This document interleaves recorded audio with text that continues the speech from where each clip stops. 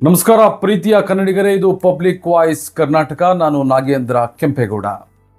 ಕರ್ನಾಟಕ ರಾಜಕೀಯದಲ್ಲಿ ಈಗ ಅತಿ ದೊಡ್ಡ ಚರ್ಚೆಯಾಗ್ತಾ ಇರುವಂತಹ ವಿಷಯ ಯಾವುದು ಗೊತ್ತಾ? ಅದು ಬಿಡದಿಯ AICT. ಸುಮಾರು 7,500 ಎಕರೆ ಭೂಮಿಯಲ್ಲಿ ಹೊಸ ನಗರ ನಿರ್ಮಿಸುವಂತಹ ಒಂದು ಯೋಜನೆ. ಸರ್ಕಾರ ಹೇಳ್ತಾ ಇದೆ ಇದು ಕರ್ನಾಟಕದ ಮುಂದಿನ ಭವಿಷ್ಯ. ರೈತರು ಹೇಳ್ತಾ ಇದ್ದಾರೆ ಇದು ನಮ್ಮ ಬದುಕಿನ ಅಂತ್ಯ, ಅಭಿವೃದ್ಧಿ ಅಲ್ಲ ಅಂತ. ಒಂದು ಕಡೆ ಸಾವಿರಾರು ಕೋಟಿ ರೂಪಾಯಿ ಹೂಡಿಕೆಯ ಕನಸು, ಇನ್ನೊಂದು ಕಡೆ ಸಾವಿರಾರು ರೈತ ಕುಟುಂಬಗಳ ಆತಂಕ. ಹಾಗಾದ್ರೆ ನಿಜವಾಗಿಯೂ ಬಿಡದಿಯಲ್ಲಿ ಏನಾಗ್ತಾ ಇದೆ? ಈ ಯೋಜನೆ ಕರ್ನಾಟಕಕ್ಕೆ ವರದಾನ ಆಗುತ್ತಾ, ಅಥವಾ ಮುಂದಿನ ದಿನಗಳಲ್ಲಿ ಇದು ರಾಜ್ಯದ ಅತಿ ದೊಡ್ಡ ಭೂ ವಿವಾದವಾಗಿ ಏನಾದರೂ ಮಾರ್ಪಾಡಾಗುತ್ತಾ? ಇಂದಿನ ವಿಡಿಯೋದಲ್ಲಿ ಯಾವುದೇ ರಾಜಕೀಯ ಪಕ್ಷದ ಪರ ಅಥವಾ ವಿರೋಧವಾಗಿ ಅಲ್ಲ, ಸಂಪೂರ್ಣವಾಗಿ ವಾಸ್ತವಾಂಶ ಏನಿದೆ ಅದ್ರ ಬಗ್ಗೆ ಈಗ ನಾವು ವಿಶ್ಲೇಷಣೆಯನ್ನು ಮಾಡೋಣ. ಮೊದಲು ಬಿಡದಿ ಎಲ್ಲಿದೆ ಮತ್ತು ಯಾಕೆ ಮುಖ್ಯ ಎಂಬುದನ್ನು ನಾವು ತಿಳಿದುಕೊಳ್ಳೋಣ. ಬೆಂಗಳೂರು ನಗರದಿಂದ ಸುಮಾರು 30ರಿಂದ 35 ಕಿಲೋಮೀಟರ್ ದೂರದಲ್ಲಿರುವ ಬಿಡದಿ ಕಳೆದ ಕೆಲವು ವರ್ಷಗಳಲ್ಲಿ ಬಹಳ ವೇಗವಾಗಿ ಬೆಳೀತಾ ಇರುವಂತಹ ಒಂದು ಪ್ರದೇಶವಾಗಿದೆ. ಬೆಂಗಳೂರು ಮೈಸೂರು ಎಕ್ಸ್ಪ್ರೆಸ್ ವೇ ಕೈಗಾರಿಕೆಗಳು, ಉತ್ತಮ ರಸ್ತೆ ಸಂಪರ್ಕ ಮತ್ತು ಭವಿಷ್ಯದ ಹೂಡಿಕೆಗಳ ಕಾರಣದಿಂದ ಈ ಭಾಗದ ಭೂಮಿಯ ಮೌಲ್ಯ ನಿರಂತರವಾಗಿ ಏರಿಕೆ ಆಗ್ತಾ ಇದೆ. ಇದೇ ಕಾರಣಕ್ಕೆ ಸರ್ಕಾರದ ಕಣ್ಣು ಈಗ ಬಿಡದಿ ಮೇಲೆ ಬಿದ್ದಿದೆ. ಕರ್ನಾಟಕ ಸರ್ಕಾರ ಬಿಡದಿ ಪ್ರದೇಶದಲ್ಲಿ ಸುಮಾರು 7,500 ಎಕರೆ ವ್ಯಾಪ್ತಿಯಲ್ಲಿ ಹೊಸ ಮಾದರಿಯ ನಗರವನ್ನ ನಿರ್ಮಾಣ ಮಾಡೋದಕ್ಕೆ ಮುಂದಾಗಿದೆ. ಸರ್ಕಾರದ ಪ್ರಕಾರ ಇದು ಕೇವಲ ಲೇಔಟ್ ಅಥವಾ ರಿಯಲ್ ಎಸ್ಟೇಟ್ ಯೋಜನೆ ಅಲ್ಲ, ಇದು ಭವಿಷ್ಯದ AICT. ಅಂದ್ರೆ ಕೃತಕ ಬುದ್ಧಿಮತ್ತೆ ಆಧಾರಿತ ಉದ್ಯಮಗಳು, IT ಕಂಪನಿಗಳು, ಸ್ಟಾರ್ಟ್ಅಪ್ಗಳು, ಸಂಶೋಧನಾ ಕೇಂದ್ರಗಳು, ಶಿಕ್ಷಣ ಸಂಸ್ಥೆಗಳು, ಆಸ್ಪತ್ರೆಗಳು, ವಾಣಿಜ್ಯ ವಲಯಗಳು ಹಾಗೂ ಆಧುನಿಕ ವಸತಿ ಪ್ರದೇಶಗಳನ್ನು ಒಳಗೊಂಡಿರುವಂತಹ ಒಂದು ಹೊಸ ನಗರ ನಿರ್ಮಿಸುವ ಗುರಿಯನ್ನ ಸರ್ಕಾರ ಹೊಂದಿದೆ. ಇನ್ನು ಸರ್ಕಾರದ ಮತ್ತೊಂದು ವಾದ ಏನಪ್ಪಾ ಅಂತ ಅಂದ್ರೆ, ಬೆಂಗಳೂರು ಈಗಾಗಲೇ ತನ್ನ ಸಾಮರ್ಥ್ಯಕ್ಕಿಂತ ಹೆಚ್ಚಾಗಿ ಒತ್ತಡವನ್ನು ಹೊತ್ಕೊಳ್ತಾ ಇದೆ. ಟ್ರಾಫಿಕ್ ಸಮಸ್ಯೆ ಇದೆ, ಜನಸಂಖ್ಯೆ ಹೆಚ್ಚಾಗಿದೆ, ಮನೆಗಳ ಬೆಲೆ ಏರಿಕೆಯಾಗಿದೆ ಹಾಗೂ ಮೂಲಭೂತ ಸೌಕರ್ಯಗಳ ಮೇಲಿನ ಒತ್ತಡ ದಿನದಿಂದ ದಿನಕ್ಕೆ ಹೆಚ್ಚಾಗ್ತಾ ಇದೆ. ಹೀಗಾಗಿ ಬೆಂಗಳೂರಿನ ಮೇಲಿನ ಒತ್ತಡ ಏನಿದೆ ಅದನ್ನು ಸ್ವಲ್ಪ ಕಡಿಮೆ ಮಾಡೋದಕ್ಕೆ ಹೊಸ ಉಪನಗರಗಳ ಅಗತ್ಯವಿದೆ ಅಂತ ಸರ್ಕಾರ ಹೇಳ್ತಾ ಇದೆ. ಕೇಳಲು ಇದೊಂದು ಒಳ್ಳೆಯ ಯೋಜನೆ ಅಂತ ಅನ್ಸುತ್ತೆ, ಬಹಳ ಒಂದು ಒಳ್ಳೆಯ ಯೋಜನೆ ಇದು ಅನ್ನುವಂಥದ್ದು. ಆದರೆ ವಿವಾದ ಶುರುವಾಗಿದ್ದು ಭೂಮಿ ಸ್ವಾಧೀನ ವಿಚಾರದಿಂದ. ಮೊದಲ ಹಂತದಲ್ಲೇ 100 ಎಕರೆ ಭೂಮಿಗೆ ಸಂಬಂಧಪಟ್ಟಂತೆ ಪ್ರಕ್ರಿಯೆಗಳು ಆರಂಭವಾಗಿದೆ. ಇದರಿಂದ ಹಲವು ಗ್ರಾಮಗಳ ರೈತರ ಕುಟುಂಬಗಳಲ್ಲಿ ಆತಂಕ ಸಹಜವಾಗಿ ಹೆಚ್ಚಾಗಿದೆ. ಇಲ್ಲಿಂದಲೇ ದೊಡ್ಡ ಪ್ರಶ್ನೆಗಳು ಹುಟ್ಟುಕೊಳ್ತಾ ಇದೆ. ಏನಪ್ಪ ಪ್ರಶ್ನೆ? ರೈತರೇನು ಹೇಳ್ತಾ ಇದ್ದಾರೆ? ರೈತರ ಮಾತು ಬಹಳ ಸರಳ, ಸ್ಪಷ್ಟವಾಗಿದೆ. ನಮಗೆ ಹಣ ಮುಖ್ಯ ಅಲ್ಲ ಸ್ವಾಮಿ, ನಮಗೆ ಭೂಮಿ ಮುಖ್ಯ. ದಯವಿಟ್ಟು ನಮ್ಮ ಭೂಮಿ ಉಳಿಸ್ಕೊಡಿ. ಸರ್ಕಾರ ಎಷ್ಟು ಕೋಟಿ ರೂಪಾಯಿ ಪರಿಹಾರ ಕೊಟ್ಟರು, ಕೃಷಿ ಭೂಮಿಗೆ ಪರ್ಯಾಯ ಇಲ್ಲ ಅದು ಅಂತ ರೈತರು ಹೇಳ್ತಾ ಇದ್ದಾರೆ, ಕಣ್ಣೀರು ಹಾಕ್ತಿದ್ದಾರೆ. ಕೆಲ ರೈತರ ಪ್ರಕಾರ ಇದು ಅತ್ಯಂತ ಫಲವತ್ತಾದ ಭೂಮಿ, ಇದು ಬರಡು ಭೂಮಿ ಅಲ್ಲ, ಬಂಜರು ಭೂಮಿ ಅಲ್ಲ. ಇಲ್ಲಿ ವರ್ಷಗಳಿಂದ ಕೃಷಿ ಮಾಡಿಕೊಂಡು ಕುಟುಂಬಗಳನ್ನ ಸಾಕ್ಲಾಗ್ತಾ ಇದೆ. ಒಂದು ಸಲ ಭೂಮಿ ಹೋದ್ರೆ ಹಣ ಖರ್ಚಾಗಿ ಮುಗಿಬಹುದು, ಆದರೆ ಭೂಮಿ ವಾಪಸ್ ತಗೊಳ್ಳೋದು ಹೇಗೆ? ಇದೇ ಅವರು ದೊಡ್ಡ ಆತಂಕ ರೈತರದು. ಇನ್ನು ಕೆಲ ರೈತರು ಗ್ರಾಮ ಸಭೆಗಳನ್ನ ಸಮರ್ಪಕವಾಗಿ ನಡೆಸಿಲ್ಲ, ನಾವು ಸಂಪೂರ್ಣವಾಗಿ ಒಪ್ಪಿಗೆ ಕೊಟ್ಟಿಲ್ಲ, ನಮ್ಮ ಒಪ್ಪಿಗೆ ಇಲ್ಲದೆ ಯೋಜನೆಯನ್ನ ಮುಂದಕ್ಕೆ ತೆಗೆದುಕೊಂಡು ಹೋಗ್ಲಾಗ್ತಾ ಇದೆ ಅಂತ ಸಾಕಷ್ಟು ರೈತರು ಆರೋಪ ಮಾಡ್ತಿದ್ದಾರೆ. ಆದರೆ ಸರ್ಕಾರದ ವಾದ ಏನು? ನಾವು ಸರ್ಕಾರದ ವಾದ ನೋಡೋದಾದ್ರೆ, ಸರ್ಕಾರದ ಪ್ರಕಾರ ಈ ಯೋಜನೆ ರಾಜ್ಯದ ಭವಿಷ್ಯದ ಬೆಳವಣಿಗೆಗೆ ಅಗತ್ಯವಾಗಿದೆ. ರೈತರಿಗೆ ಸೂಕ್ತ ಪರಿಹಾರವನ್ನು ನೀಡಲಾಗುತ್ತೆ. ಅಭಿವೃದ್ಧಿಪಡಿಸಿದ ಭೂಮಿಯಲ್ಲಿ ನಿಮಗೆ ಪಾಲನ್ನು ಕೊಡ್ತೀವಿ, ಪಾಲು ಸೇರಿದಂತೆ ಹಲವು ಆಯ್ಕೆಗಳ ಬಗ್ಗೆ ಚರ್ಚೆ ನಡೆದಿದೆ ಅಂತ ಸರ್ಕಾರ ಹೇಳ್ತಾ ಇದೆ. ಸರ್ಕಾರದ ಅಭಿಪ್ರಾಯ ಏನು ಅಂತ ಅಂದ್ರೆ, ಈ ಯೋಜನೆಯಿಂದ ಭವಿಷ್ಯದಲ್ಲಿ ಸಾವಿರಾರು ಉದ್ಯೋಗಗಳು ಸೃಷ್ಟಿಯಾಗಬಹುದು, ಬಿಡದಿ ಪ್ರದೇಶದ ಅಭಿವೃದ್ಧಿ ವೇಗವಾಗಿ ನಡೆಯುತ್ತೆ, ಅಂತಾರಾಷ್ಟ್ರೀಯ ಮಟ್ಟದ ಹೂಡಿಕೆಗಳು ಬರ್ತವೆ. ಹೀಗಾಗಿ ಸರ್ಕಾರ ಇದನ್ನ ಭವಿಷ್ಯದ ಕರ್ನಾಟಕದ ಮಹತ್ವಾಕಾಂಕ್ಷೆಯ ಯೋಜನೆ ಅಂತ ಹೇಳ್ತಾ ಇದೆ. ಆದ್ರೆ ಸ್ನೇಹಿತರೆ, ಇಲ್ಲಿ ಒಂದು ಪ್ರಶ್ನೆ ಮೂಡುತ್ತೆ. ಬೆಂಗಳೂರು ವಿಸ್ತಾರ ಆಗಬೇಕು ಅನ್ನುವಂಥದ್ದು ನಿಜ.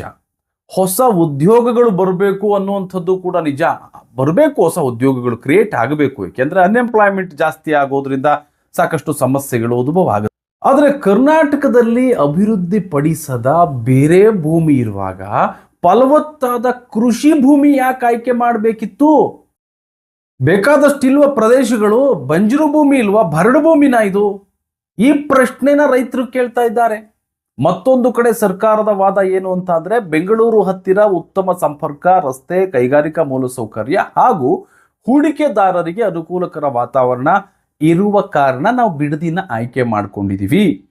ಹೀಗಾಗಿ ಇಲ್ಲಿ ಸಂಘರ್ಷ ನಡೀತಾ ಇರುವುದು ಅಭಿವೃದ್ಧಿ ವಿರುದ್ಧ, ಅಭಿವೃದ್ಧಿ ವಿರೋಧಿಗಳ ನಡುವೆ ಅಲ್ಲ, ಅಭಿವೃದ್ಧಿ ಹೇಗಾಗಬೇಕು ಎಂಬ ವಿಚಾರದಲ್ಲಿ.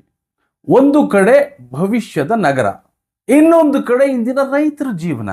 ಈ ಎರಡರಲ್ಲಿ ಯಾವುದು ಮುಖ್ಯ ಎಂಬುದರ ಬಗ್ಗೆ ಬಹಳ ದೊಡ್ಡ ಚರ್ಚೆ ನಡೀತಾ ಇರುವಂಥದ್ದು.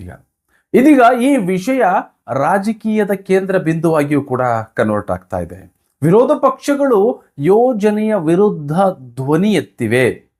ರೈತರ ಅಭಿಪ್ರಾಯವನ್ನ ಸಂಪೂರ್ಣವಾಗಿ ಕೇಳಬೇಕು ನೀವು ಅಂತ ಆಗ್ರಹ ಮಾಡ್ತಾ ಇದ್ದಾವೆ. ಏಕಾಏಕಿ ನಿರ್ಧಾರ ತಗೊಳ್ಳೋದು ತಪ್ಪು.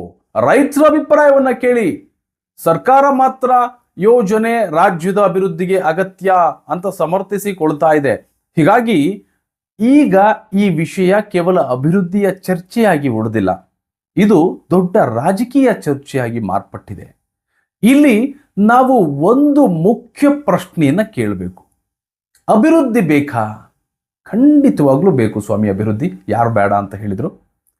ಹೊಸ ಉದ್ಯೋಗಗಳು ಬೇಕು, ಹೊಸ ಹೂಡಿಕೆಗಳು ಬೇಕು, ಹೊಸ ನಗರಗಳು ಬೇಕು. ಹಾಗೆಯೇ ಬೆಂಗಳೂರು ಮೇಲಿನ ಒತ್ತಡ ಕಡಿಮೆ ಆಗಬೇಕು. ಹೌದು, ದಿನದಿಂದ ದಿನಕ್ಕೆ ಬೆಂಗಳೂರಿನಲ್ಲಿ ಒತ್ತಡ ಹೆಚ್ಚಾಗ್ತಾ ಇದೆ. ಆದರೆ ಅಭಿವೃದ್ಧಿ ಹೆಸರಿನಲ್ಲಿ ರೈತರ ಬದುಕು ಹಾಳಾಗಬಾರದು ಎಂಬ ವಾದವೂ ಕೂಡ ಅಷ್ಟೇ ಮುಖ್ಯವಾಗುತ್ತೆ. ಒಂದು ಕಡೆ ಭವಿಷ್ಯದ ನಗರ ನಿರ್ಮಾಣ, ಇನ್ನೊಂದು ಕಡೆ ತಲೆತಲಾಂತರಗಳಿಂದ, ತಲೆಮಾರುಗಳಿಂದ ಕೃಷಿ ಮಾಡಿಕೊಂಡು ಬಂದಿರುವಂತಹ ಕುಟುಂಬಗಳ ಜೀವನ. ಈ ಎರಡರ ಮಧ್ಯೆ ಒಂದು ಸಮತೋಲನವನ್ನು ಸಾಧಿಸುವಂಥದ್ದು ಸರ್ಕಾರದ ಬಹಳ ದೊಡ್ಡ ಸವಾಲಾಗಿದೆ. ಈಗ ಪರಿಸ್ಥಿತಿ ಯಾವ ಹಂತದಲ್ಲಿದೆ? ಹಾಗಾದ್ರೆ ಸರ್ಕಾರ ತನ್ನ ಪ್ರಕ್ರಿಯೆಗಳನ್ನು ಮುಂದುವರಿಸ್ತಾ ಇದೆ. ಸರ್ಕಾರ ಯಾವುದಕ್ಕೂ ತಲೆ ಕೆಡಿಸ್ಕೊಳ್ತಿಲ್ಲ. ರೈತರ ಪ್ರತಿಭಟನೆಗಳು ಕೂಡ ಮುಂದುವರಿತಾ ಇದೆ. ಮುಂದಿನ ಕೆಲವು ವಾರಗಳಲ್ಲಿ ಈ ವಿವಾದ ಮತ್ತಷ್ಟು ತೀವ್ರವಾಗುವಂತಹ ಸಾಧ್ಯತೆ ಹೆಚ್ಚಾಗಿದೆ. ಹಾಗಾದ್ರೆ ನನ್ನ ಒಂದು ವೈಯಕ್ತಿಕ ವಿಶ್ಲೇಷಣೆ ಏನಪ್ಪಾ ಈ ಒಂದು ವಿಚಾರದಲ್ಲಿ ಅಂತ ಅಂದ್ರೆ, ನನ್ನ ಅಭಿಪ್ರಾಯದಲ್ಲಿ ಅಭಿವೃದ್ಧಿ ತುಂಬಾ ಇಂಪಾರ್ಟೆಂಟ್. ಅಭಿವೃದ್ಧಿ ಬಗ್ಗೆ ಯಾರು ಮಾತಾಡೋಕೆ ಸಾಧ್ಯ ಆಗಲ್ಲ. ಯಾಕೆಂದ್ರೆ ಅಭಿವೃದ್ಧಿ ಆದ್ರೇನೆ ಒಂದು ರಾಜ್ಯ ನಾವೆಲ್ಲ ಚೆನ್ನಾಗಿರೋಕೆ ಸಾಧ್ಯ. ಆದ್ರೆ ರೈತರ ವಿಶ್ವಾಸವನ್ನ ಗೆಲ್ಲದೆ ಯಾವುದೇ ಒಂದು ಯೋಜನೆಯೂ ಕೂಡ ಯಶಸ್ವಿ ಆಗಲ್ಲ. ಸರ್ಕಾರ ಸಂಪೂರ್ಣ ಪಾರದರ್ಶಕವಾಗಿ ಮಾಹಿತಿ ನೀಡಬೇಕು, ರೈತರ ಜೊತೆ ಮುಕ್ತ ಸಂವಾದ ನಡೆಸಬೇಕು, ರೈತರು ಒಪಿನಿಯನ್ ತಗೋಬೇಕು, ಅವರು ಹ್ಞೂ ಅಂದ್ರೆ ಮಾತ್ರ ಮುಂದುವರಿಸಬೇಕು. ನ್ಯಾಯಯುತ ಪರಿಹಾರ ಮತ್ತು ಭವಿಷ್ಯದ ಭದ್ರತೆ ಬಗ್ಗೆ ಒಂದು ಸ್ಪಷ್ಟ ಭರವಸೆ ನೀಡಬೇಕು. ಅಭಿವೃದ್ಧಿ ಮತ್ತು ರೈತರ ಹಿತಾಸಕ್ತಿ ಇವೆರಡನ್ನೂ ಕೂಡ ಒಂದು ಸಮತೋಲನದಲ್ಲಿ ಇಟ್ಟಾಗ ಮಾತ್ರ ಇಂತಹ ಯೋಜನೆಗಳು ಯಶಸ್ವಿಯಾಗ್ತದೆ. ಇಂದು ಬಿಡದಿಯಲ್ಲಿ ನಡೀತಾ ಇರುವಂತಹ ಈ ಒಂದು ಚರ್ಚೆ ಕೇವಲ ಒಂದು ಗ್ರಾಮದ ಅಥವಾ ಒಂದು ತಾಲೂಕಿನ ಸಮಸ್ಯೆ ಅಲ್ಲ. ಇದು ಮುಂದಿನ ದಿನಗಳಲ್ಲಿ ಕರ್ನಾಟಕ ಹೇಗೆ ಬೆಳಿಬೇಕು ಎಂಬ ಒಂದು ದೊಡ್ಡ ಪ್ರಶ್ನೆಯೂ ಕೂಡ ಆಗಿರುವಂಥದ್ದು. ಅಭಿವೃದ್ಧಿ ಮತ್ತು ರೈತರ ಹಕ್ಕುಗಳ ನಡುವೆ ಸಮತೋಲನ ಸಾಧಿಸೋದಕ್ಕೆ ಸಾಧ್ಯ ಆಗುತ್ತಾ, ಅಥವಾ ಈ ಒಂದು ವಿವಾದ ಇನ್ನಷ್ಟು ದೊಡ್ಡ ಹೋರಾಟವಾಗಿ ಬದಲಾಗುತ್ತಾ? ಇದಕ್ಕೆ ಉತ್ತರವನ್ನ ಮುಂದಿನ ದಿನಗಳಲ್ಲಿ ಗೊತ್ತಾಗುತ್ತೆ. ಉತ್ತರ ಸಿಗುತ್ತೆ ಮುಂದಿನ ದಿನಗಳಲ್ಲಿ.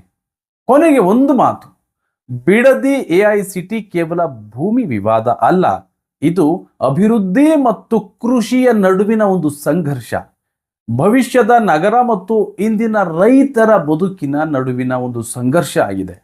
ಈ ಒಂದು ಯೋಜನೆ ಕರ್ನಾಟಕದ ಭವಿಷ್ಯವನ್ನ ಬದಲಾಯಿಸಬಹುದಾದಂತಹ ಒಂದು ಸಾಮರ್ಥ್ಯವನ್ನು ಹೊಂದಿದೆ. ಆದರೆ ಅದೇ ಸಮಯದಲ್ಲಿ ಸಾವಿರಾರು ಜನರ ಬದುಕಿನ ಮೇಲೂ ಕೂಡ ಪರಿಣಾಮ ಬೀರುವ ಸಾಧ್ಯತೆ ಇದೆ. ಅದರಿಂದ ಮುಂದಿನ ದಿನಗಳಲ್ಲಿ ಏನಾಗುತ್ತೆ ಎಂಬುದನ್ನ ಇಡೀ ಕರ್ನಾಟಕ ಗಮನಿಸ್ತಾ ಇದೆ.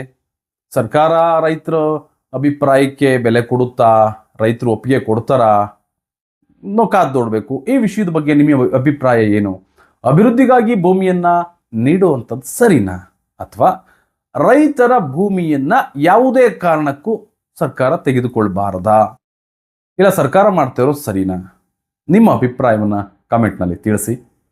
ಈ ಒಂದು ವಿಡಿಯೋ ಇಷ್ಟವಾದರೆ ಲೈಕ್ ಮಾಡಿ, ಶೇರ್ ಮಾಡಿ, ನಮ್ಮ ಚಾನಲನ್ನು ಸಬ್ಸ್ಕ್ರೈಬ್ ಮಾಡೋದಕ್ಕೆ ಯಾರು ಕೂಡ ಮರೆಯಬೇಡಿ. ಯಾರು ಹೊಸದಾಗಿ ನೋಡ್ತಾ ಇದ್ದೀರಿ ದಯವಿಟ್ಟು ಸಬ್ಸ್ಕ್ರೈಬ್ ಮಾಡಿ. ಸ್ವತಂತ್ರ ಪತ್ರಿಕೋದ್ಯಮಕ್ಕೆ ನಿಮ್ಮ ಸಹಕಾರ ಇರಲಿ. ಧನ್ಯವಾದಗಳು. ಮತ್ತೊಂದು ವಿಡಿಯೋದೊಂದಿಗೆ ನಾನು ನಿಮಗೆ ಸಿಗ್ತೀನಿ.